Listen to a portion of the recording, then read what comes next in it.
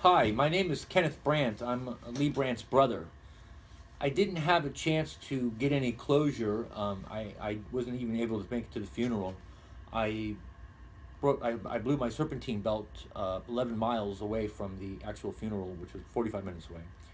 And it was a timed event, so it went without me.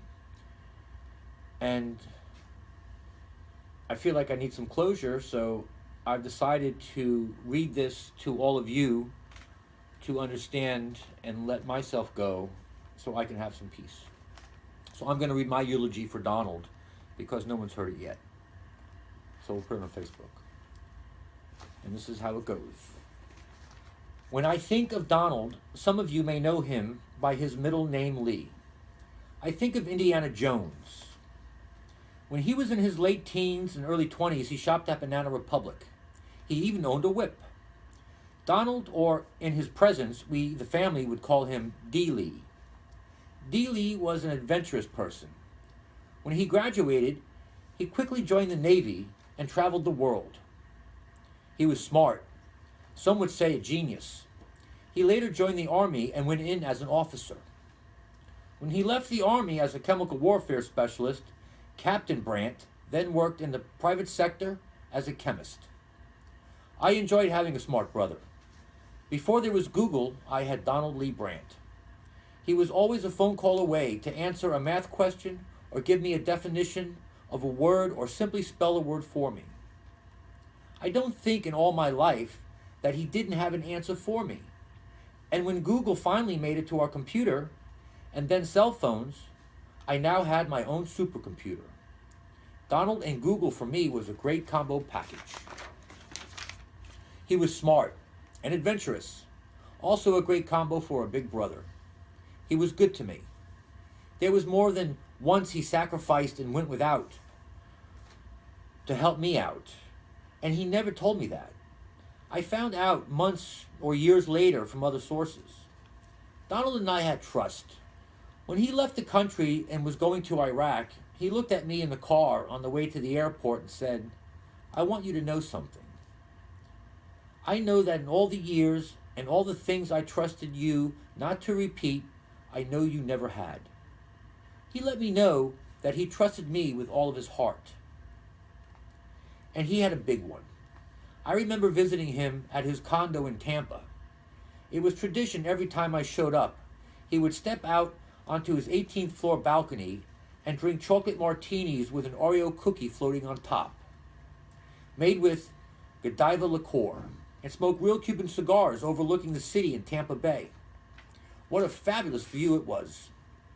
One day I was in the kitchen looking for something. In his clipboard under some papers was a letter. It started with, "You're not a boy anymore. You're a man." And I continued to read. When I finished reading, I asked Donald, or Captain Brandt, who was this letter to? He didn't like that I'd read it, but answered my question. He had adopted a child from on TV and continued to support the child and his family for years, even through his college education.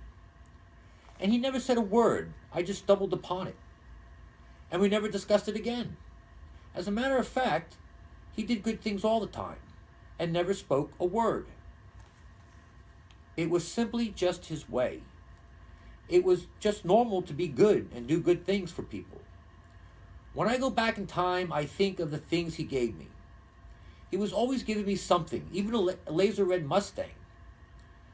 I would never have spelunked, rock climbed, rappelled, or scuba dived. I would have never learned to fly and navigate an airplane. He would be missed. But as strange as this may sound, I don't feel an emptiness. I thought I would. Certainly by now I should feel a hurt or a pain of him gone. But the truth is I don't. So I thought about, why is it I don't? It's because he's not gone. He may have passed on, but not gone. He's here. He's a part of who I am. He's a part of society. He's a part of everyone that knew him. I can feel his presence. I really can. And everything is okay. Everything is fine. And from here into eternity, we will always be a part of each other. And that's cool, man. It really is freaking cool. My brother was a poet. He loved poetry. So since we're not saying goodbye, I'll simply just close with a simple poem. Do not stand at my grave and weep. I am not there. I do not sleep. I am in 1,000 winds that blow. I am in the softly falling snow. I am in the gentle showers of rain. I am in the fields of ripening grain. I am in the morning hush. I am in the graceful rush of beautiful birds in circling flight. I am in the starshine of the night. I am in the flowers that bloom. I am in a quiet room. I am in birds that sing. I am in each lovely thing. Do not stand at my grave and cry. I am not there. I did not die. So, with that, I'm not saying goodbye. Cut.